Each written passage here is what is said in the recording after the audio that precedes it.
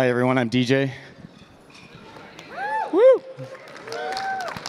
This is the Canadian thing, so let's do this. Let's go. Go. Imagine that you're a developer and you've just finished a vulnerability and you're pushing this to production.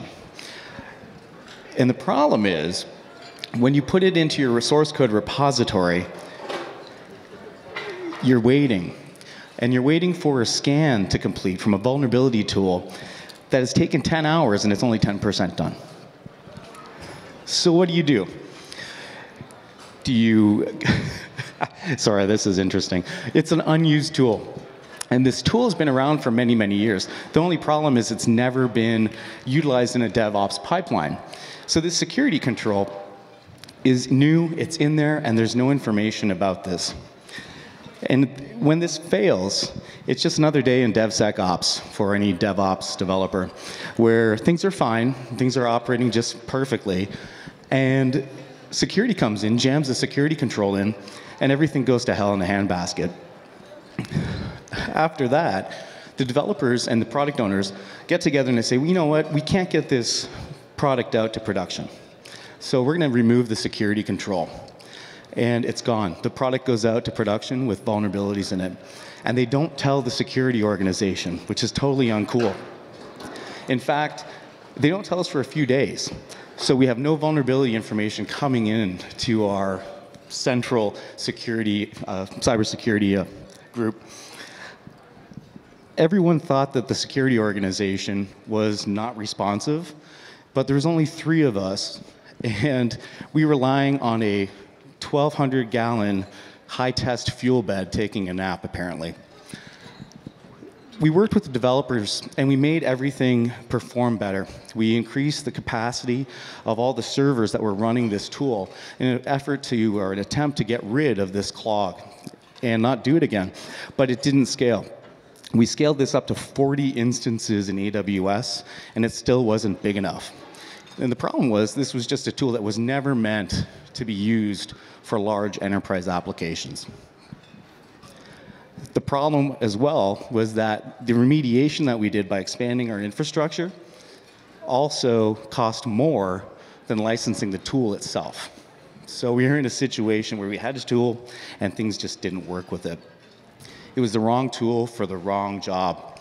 This tool was originally purchased as an Objective-C scanner for mobile applications and for microservices. And it was a very interesting scenario when,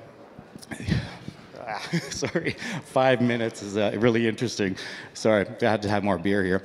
But it's still wrong. False positives came out of this application. And developers were left with a huge backlog of issues to go through. As well, we didn't leave any information or documentation for the developers.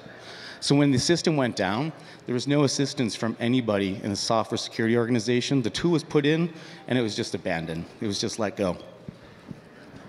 So how do we stop this?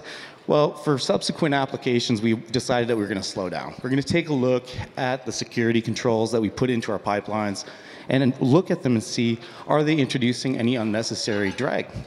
And if is the product getting out to production sooner?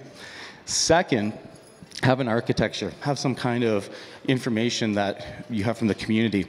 A reference architecture that tells you where things go in a pipeline, stages, optimization, and flow. And if we had done that, we could have identified different alternatives for increasing the performance of our system. We could have had our small applications going through a small pipeline, and our big ones that were taking a long time running parallel and outside. Third, we didn't have a playbook, and so we decided to build one. Information about how to remediate vulnerabilities, how to diagnose the performance of the system, and who to contact in the escalation path all the way to the vendor if something went wrong. Failure is inevitable. So we also came up with this solution where one team could break another team's build if it was stuck, and have an error message fly back to the developers saying, your build is clogging our pipelines, it's out. So this is what I call DevSecOps sometimes. because it's the same as DevOps. But when you're selecting a tool, make sure that you don't start a conversation. Actually, sorry, when you are adopting DevOps and DevSecOps, don't have a conversation about tools. And if you're looking for any reference architectures or any assistance, shoot me an email and you'll get some architecture information. Thank you so much.